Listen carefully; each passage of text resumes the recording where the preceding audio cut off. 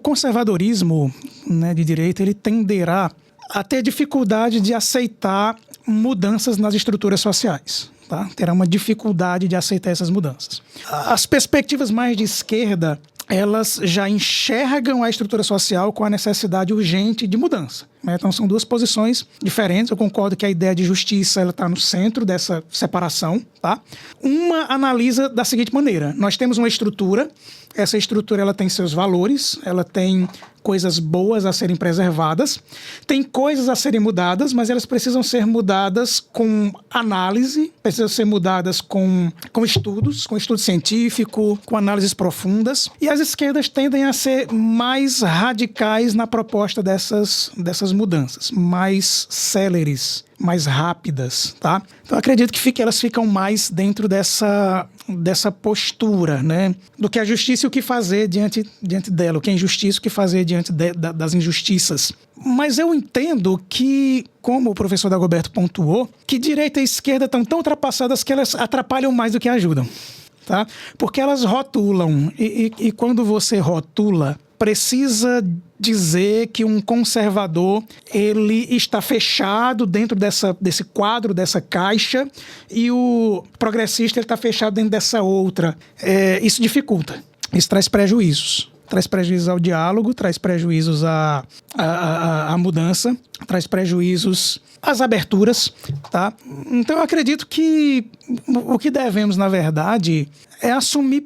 Eu sou teólogo, tá? Repetir.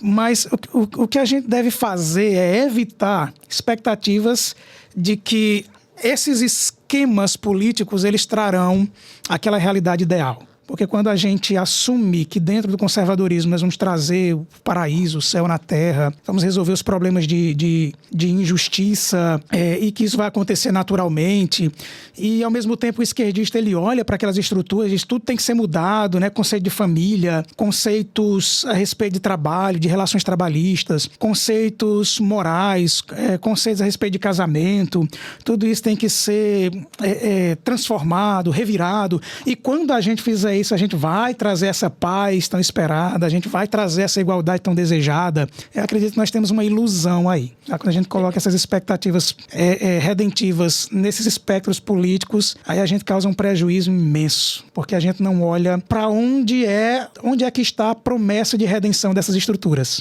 E aí, como cristão, essa redenção ela vem à luz do que as escrituras apontam como redenção de fato. Mas a estrutura bíblica, ela caminha, a Bíblia caminha todo, se pudéssemos resumi-la, em uma estrutura trinitária, né? Que os teólogos chamam de criação, queda e redenção. Então a nossa ideia é que Deus criou todas as coisas e Ele criou boas, mas houve uma queda, e essa queda colapsou todas as relações. A relação com Deus, a relação com o outro, a relação com a natureza criada. É aí onde para nós surge a necessidade política, de gerência do mal. É onde surge a ideia da autoridade, a ideia do Estado fora de Deus, ou que Deus ergue essas autoridades para gerir o mal, para gerir a violência, tá? No entanto, a Bíblia aponta para uma jornada, uma caminhada redentiva que ela é futura, que a Bíblia chama de novo céu e nova terra. É quando o próprio Cristo, ele diz lá no Apocalipse 20, eis que faço novas todas as coisas, tá? Então o cristão, ele deverá olhar para essas análises políticas e entendê-las como obsoletas, tá? Por isso que a gente está falando de política aqui como uma coisa dinâmica, ela ganha seus contornos, ela tem seus avanços e ela tem seus recuos ao longo dos séculos. A gente falou que a política hoje é uma política de desvirtudes, que você tem que, para atuar naquela plataforma, você tem que abrir mão de princípios, tem que abrir mão da moral, da ética. Tá? Isso para mim é uma redução, isso para mim é uma diminuição. Isso prova que a dinâmica ela avança, mas ela recua, então ela não trará, né, por si só essa realidade final, plena, bela que Cristo propõe.